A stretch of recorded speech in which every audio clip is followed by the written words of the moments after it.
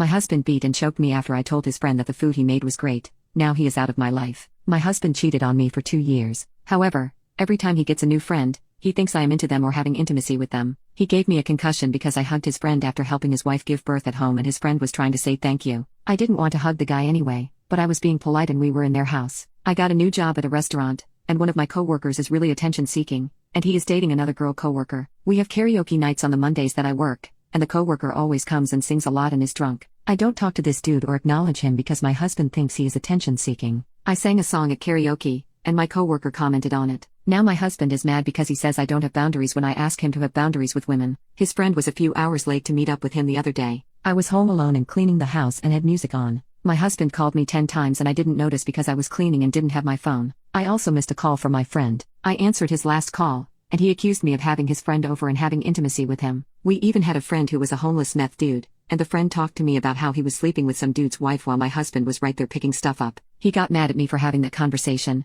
and I agreed that it was inappropriate and wouldn't talk to him by myself anymore. Meth dude made dinner another night and he was being really insecure about his cooking and kept asking if it was okay, so I told him it was great because I honestly wanted him to shut up. I mentioned how my husband makes amazing food. I was punished for a week over this and there was violence. Today, we were arguing because the coworker thing happened last night. He wanted to leave, so I tried to get in the car to stop him. He got in the car and told me that he was going to give me a concussion and unalive me. He started beating me and I saw blood all over us. He tried to choke me to the point I couldn't even make a sound to scream. I opened the car door and screamed for my landlord to help, as she lives right on the property. She helped us calm down and he apologized and says he doesn't like having rules on him. I asked him to have boundaries with women. The advice I'm really looking for is, has anyone ever been with someone who is very traumatized? He was a child refugee from Africa. His relationship with his mom is bad. She showed no love. He and his siblings starved so that she could buy gold jewelry and she stole all their money. He was in a relationship with a woman 20 years older than him who had 7 children and was an alcoholic and physically abusive and cheated on him the whole time and severely put him down. I have a lot of empathy for him and have seen him grow a lot and am proud of him for how far he has come, but also some things like his insecurity are not changing fast enough for me to even be or feel safe. I had a hard life.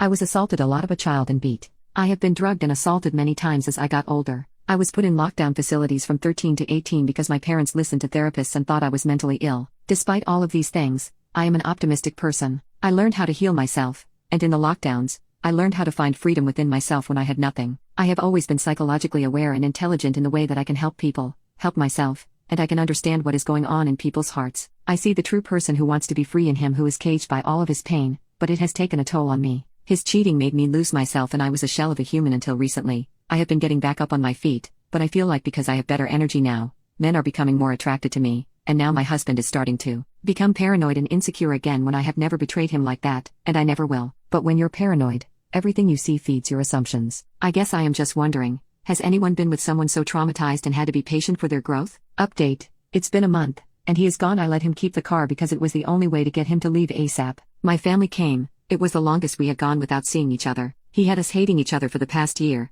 so it was nice for everyone to reconnect and for me to remember who I am. They helped me get a car, but the main thing is that I love my life. Literally, wow, existing is amazing. I am so happy to own my life and not to live in fear anymore, not to have so much hatred and paranoia inside of me. I started to become someone I never wanted to be in that relationship. My own anger and violence. I thought the only way to get out was to let him unalive me because things had gotten so codependent. All the cheating on me made me feel so attached to him that I wanted him to fix how I felt. My past relationships were bad, but more calmly. I was not used to something like that. I never understood why people stayed in hell like this, but here I found myself. For anyone else who also feels stuck, freedom is right around the corner. It hurts, but if you go through it, things get better so much faster than you can ever imagine. I can't explain how amazing my life feels now, so quickly. I have gone back to my trauma therapist, and gone to a few other therapists outside of that. Whenever something bad has happened, I have always run away on some road trip, but this time, I stayed and went through it and went headfirst into these intense therapies, and am amazed at how transformative it has been. One of the things that I have understood is that when I was abused as a child,